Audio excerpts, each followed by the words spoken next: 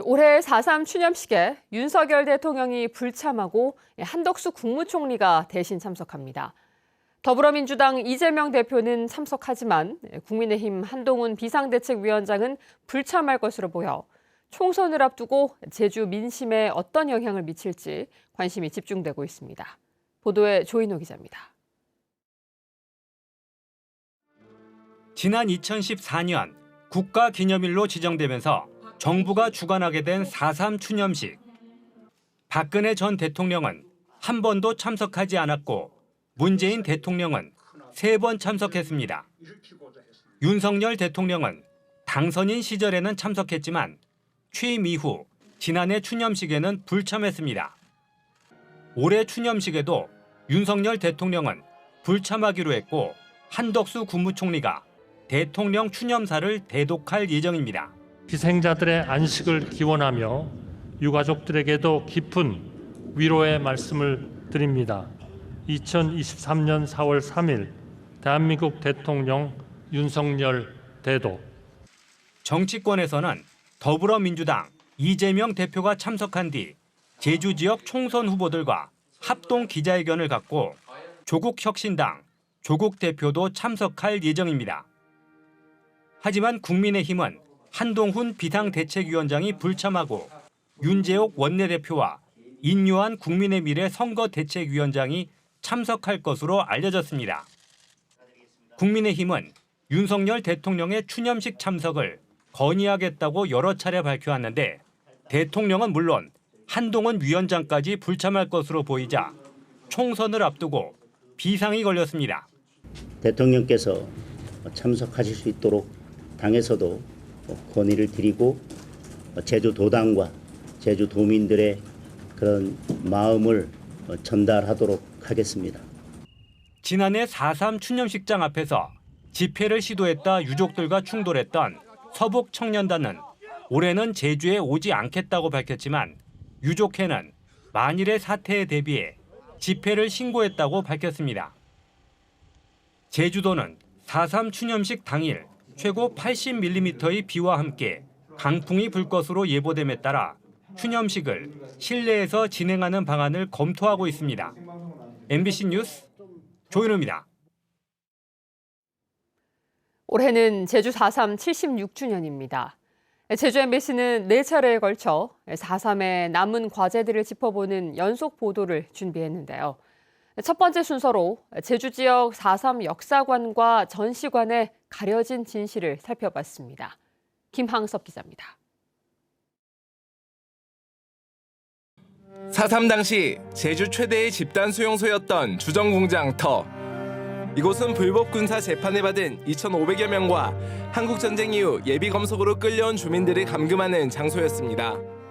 4.3의 아픔을 오롯이 간직한 주정공장 터에는 70여 년 만에 희생자의 넋을 기리기 위한 역사관이 들어섰습니다. 주정공장 수용소에 갇힌 사람들은 무자비한 고문을 당하거나 학살됐습니다. 일부는 현재 제주국제공항인 정뜨르 비행장에서 총살되기도 했고 많은 수용자들이 바다에 수장된 것으로 추정되기도 합니다. 근데 어느 한 사람도 진짜로 내가 정말 죄가 있어서 죽는다 한 사람들은 없을 거예요. 예. 근데 아무튼 어느 하나 한 분 모두 이제 고귀한 생명들이고 그 사람들의 인생이 송두리째. 문제는 이곳 역사관의 기록들이 사실상 반쪽에 그치고 있다는 점입니다. 역사관 전시물에서는 희생자들의 죽음에 대한 설명은 자세하게 나와 있습니다. 하지만 역사관 어디에서도 희생자들이 왜 누구에 의해 죽임을 당했는지는 전혀 설명돼 있지 않습니다. 이곳에 설치된 전시물은 모두 20여 개. 피해에 대한 부분은 쉽게 찾아볼 수 있지만 학살 명령을 내린 군 수뇌부의 이름이나 가해와 관련된 내용은 전혀 포함되지 않았습니다. 그 수용소를 관리하고 책임졌던 분들이 있습니다. 사람들이 있죠. 당시 군일 텐데 우리가 역사를 잊지 않기 위해서도 그 가해에 대한 얘기들을 우리가 분명하게 이야기하고 기억해야 될 필요가 있는데 지난 2008년 개관한 제주 4.3 평화기념관에도 가해자들의 실체는 가려져 있습니다. 제주 4.3 평화기념관에는 다양한 미술작품들이 설치되어 있습니다. 하지만 일부 작품은 아예 가려지거나 원래 모습이 훼손된 채로 전시되어 있습니다. 수많은 행방불명자들을 상징하는 그림과 그 원인을 향하는 수많은 선들. 하지만 작품 가운데는 검게 가려져 있습니다. 원래 타임즈에 실린 이승만 전 대통령의 사진이었지만 개관 당시 석연치 않은 이유로 가려졌습니다. 이승만 전 대통령은 미국의 원조를 적극화하기 위해서 제주도 사건 등을 가혹하게 탄압하라는 지시를 내리는 등 학계에서는 4.3 문제의 명백한 책임자라는 지적이 끊임없이 제기돼 왔습니다. 오라리 방화 사건에서 경찰의 책임을 만화로 그린 김대중 작가의 작품은 아예 다른 전시물로 바뀌었습니다. 배보상 얘기까지 되고 4.3 해결을 얘기하는 입장에서 그런 가해자들의 진실을 밝히는 작품이 여전히 가려져 있다는 것은 부끄러운 일이죠. 뭔가 하나 나사가 빠진 얘기가 되잖아요. 그래서 그거는 제대로 원위치대로 복원시켜 놓는 게 바람직하다고 저는 생각을 합니다. 화해와 상생이라는 오래된 화두의 전제 조건은 가해에 대한 정확한 기록과 사과입니다. 진정한 화해와 상생을 위해서 가려진 가해자들을 보다 선명하게 드러내기 위한 노력이 이어져야 하는 이유이기도 합니다. MBC 뉴스 김항섭입니다. 제주 4.3 기념사업위원회는 성명을 내고 4.3 학살의 주역인 이승만 기념관 건립 중단을 촉구했습니다. 4.3 기념사업위원회는 4.3 학살의 주역인 이승만을 제주도민의 이름으로 추모하는 것은 4.3의 미래를 위해 용납할 수 없는 일이라며 서울에 추진되는 이승만 기념관과 미국 워싱턴 한국대사관에 이승만 동상 설치를 중단하라고 요구했습니다. 또 이번 총선에서 여러 정당 후보들이 4.3 해결을 위한 공약을 제시했다며 약속을 지켜줄 것을 당부했습니다. 오는 10일 투표일에는 국회의원 선거뿐만 아니라 제주에서는 제주시 아라동을 도의원 보궐선거도 치러지는데요. 4명이 출사표를 던진 가운데 국회의원 선거 후보자들 못지않은 치열한 경쟁을 벌이고 있습니다. 이소현 기자입니다. 더불어민주당 소속 도의원의 사태로 보궐선거가 치러지는 제주시 아라동을 선거구. 민주당에서 후보를 내지 않은 가운데 4명이 출사표를 던졌습니다. 국민의힘 김태현 후보는 아파트 단지 곳곳을 돌며 유권자와의 소통 행보에 나섰습니다. 후보자 가운데 유일한 도의회 원내정당 후보임을 내세우며 폭설에 대비한 전용 제설차와 도로 열선을 약속했습니다. 사실 모든 현안 해결이라는 게 예산이라는 게 수반이 되잖아요. 저 같은 경우는 이제 기존에 12분의 저희 국민의힘 의원들께서 이제 저희 아라동 지역을 위해서 쌓여있는 현안을 해결해 주시기 위해서 이미 준비가 돼 있으시고요. 진보당 양영수 후보는 다른 연령층에 비해 지지세가 약한 노년층 공략에 힘을 쏟았습니다. 특히 오랜 봉사활동 경험을 내세우고 어르신들을 위한 무료 마을버스 운영 등을 공략하며 표심 잡기에 나섰습니다. 열심히 했습니다. 진심으로 준비했습니다. 이제 일할 준비를 마쳤습니다. 코피 터지게 일하고 싶습니다. 민주진보 단일 후보 기호 7번 양영수를 선택해 주십시오.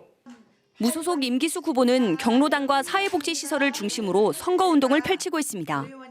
보여주기식 유세보다 내실을 갖춘 유세로 전략을 세우고 있는데 30년 넘게 공직 생활로 다진 경험을 가장 큰 무기로 내세우고 있습니다.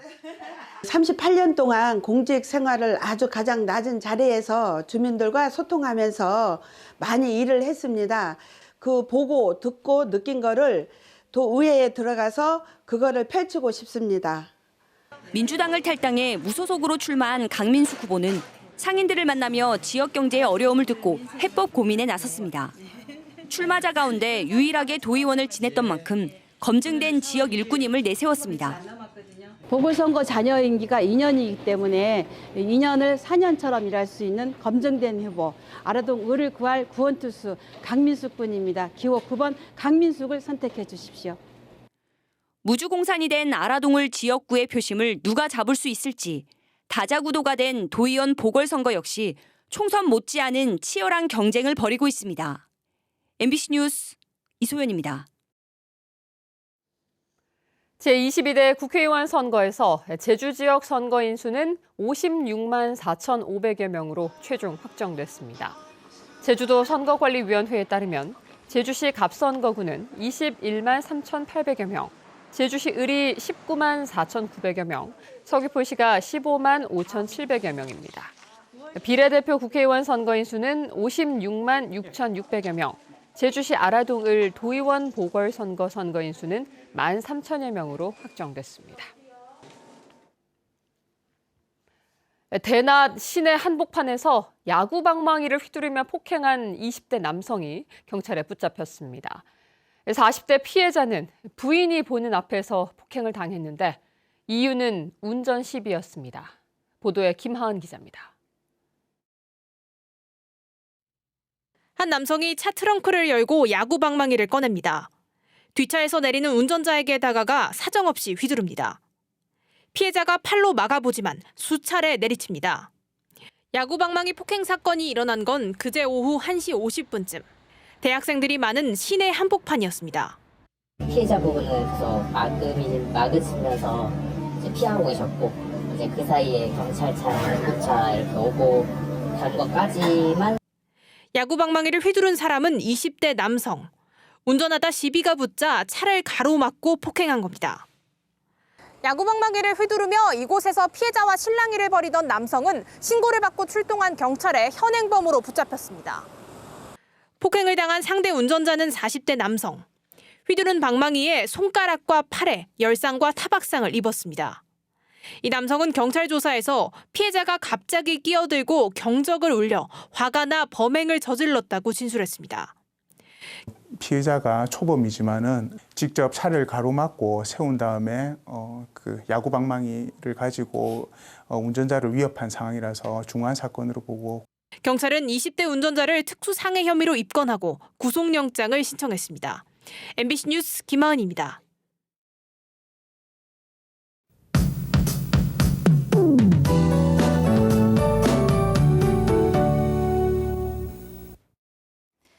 하늘에 먹구름이 잔뜩 껴 있습니다. 오늘 제주도의 낮 기온이 20도까지 오르면서 고온 현상이 나타나겠는데요. 봄 햇살을 보기는 어렵겠습니다. 중국에서 다가오는 기압골의 영향으로 오후부터 비가 내리겠습니다. 나오실 때 우산 꼭 챙기시기 바랍니다. 이번 비는 목요일 새벽까지 내리겠는데요. 오후부터 내일까지는 벼락을 동반해서 비가 강하게 퍼붓는 곳이 있겠습니다. 시간당 20에서 30mm 정도의 폭우가 예상됩니다. 목요일 새벽까지 제주 산지와 남부 중산간에는 150mm 이상, 남부와 동부 지역, 북부 중산간에는 최고 100mm 이상의 많은 비가 예상돼 오후에 호우특보가 발효되겠고요. 북부와 서부 지역, 추자도에는 20에서 60mm의 비가 내리겠습니다. 오늘 빗길 안전사고에 유의하시기 바랍니다. 제주 전 지역에서 흐리겠고 밤부터 바람도 강하게 불어서 강풍특보도 발효되겠습니다. 순간풍속이 초속 20에서 25m 이상의 강풍이 예상됩니다. 아침 기온 보시면 현재 북부와 서부 지역 14도, 남부 지역 15도, 성판악 16도로 시작하고 있는데요. 구름이 껴있고 남동풍이 불고 있어서 아침 기온은 어제 아침보다 4에서 6도가량 높게 시작하고 있습니다. 낮 최고 기온은 북부 지역 20도, 남부와 동부 지역 19도까지 오르면서 어제와 비슷하겠습니다. 도서 지역도 비가 내리겠는데요. 비양도와 추자도, 우도는 흐리다가 늦은 오후부터 비가 내리겠고요. 마라도와 가파도는 낮부터 비가 내리겠습니다. 바다의 물결은 1에서 2m 안팎으로 잔잔하게 일다가 오후부터 비바람이 불면서 차차 높아지겠습니다. 오늘 밤부터는 차차 풍랑특보가 발효되겠습니다. 항해하거나 조업하는 선박들은 오후부터 유의하시기 바랍니다. 4.3 추념일인 내일도 강한 비가 내리겠고 비가 그친 뒤에 목요일부터는 고온 현상이 누그러들면서 예년 기온을 회복하겠습니다. 이번 주말에는 대체로 맑고 포근하겠습니다. 기상정보였습니다. 제주시 오등봉 공원 민간 특례 개발 사업자인 오등봉 아트파크가 제주시에 120억 원의 손해배상 청구 소송을 제기하겠다고 밝혔습니다. 오등봉 아트파크는 개발을 위해 3,500억 원의 대출을 받은 상황에서 제주시가 감사원 감사를 이유로 사업을 지연시켜 이자 손실이 발생했다며 소송 이유를 설명했습니다. 한편 양측은 사업비 조정을 놓고 협상 중인데 제주시는 수익률을 낮추라는 입장이지만 사업자는 음악당 등 공원 시설을 축소하겠다는 입장이어서 난항을 겪고 있습니다. 중국 국제항공이 제주와 베이징 직항 노선 운항을 4년 5개월 만에 재개했습니다. 중국 국제항공은 어제부터 제주와 베이징 노선에 167석 규모의 항공기를 주 3회 일요일과 수요일, 목요일에 운항하기 시작했습니다. 중국 국제항공은 노선 확대와 증편을 추진할 계획인데 한국공항공사는 신규 취항과 증편 항공사에 인센티브를 시행하겠다고 밝혔습니다. 가로수를 반려동물처럼 입양하는 사업이 제주에서도 이뤄집니다. 입양 대상 가로수는 국립제주박물관에서 사라봉 입구, 롯데마트 사거리에서 한화아파트 사거리, 제주시민복지타운 광장 등 모두 6곳의 2,660m 구간에 있는 나무들로 신청한 기업과 기관, 단체를 대상으로 심사를 거쳐 입양이 결정됩니다. 가로수를 입양한 단체는 해당 구간 나무 주변에 잡초를 뽑거나 쓰레기 줍기, 물 주기 등의 활동을 자율적으로 하면 됩니다. 양귀비 개화와 대마 수확기를 앞두고 해경이 마약류 관리 집중 단속에 나섭니다. 제주지방해양경찰청은 양귀비 개화와 대마 수확기인 오는 7월까지 양귀비와 대마 재배에 대해 집중 단속을 벌이기로 했습니다. 또 선박을 이용한 마약 밀반입과 선원들의 마약 유통 단속도 병행할 계획입니다. 대마와 양귀비를 허가 없이 재배하거나 판매하면 5년 이하의 징역이나 5천만 원 이하의 벌금에 처해집니다. 제22대 국회의원 선거 투표 용지가 오늘까지 제주 시내 인쇄업체에서 인쇄됩니다. 이번 선거에서 유권자들은 지역구와 비례대표 국회의원 선거 투표용지 2장을 받게 되고 제주시 아라동을 선거구는 도의원 보궐선거까지 3장을 받게 됩니다. 특히 비례대표 선거에는 38개 정당이 입후보하면서 투표용지가 역대 가장 긴 51.7cm로 개표 시간도 길어질 것으로 보입니다.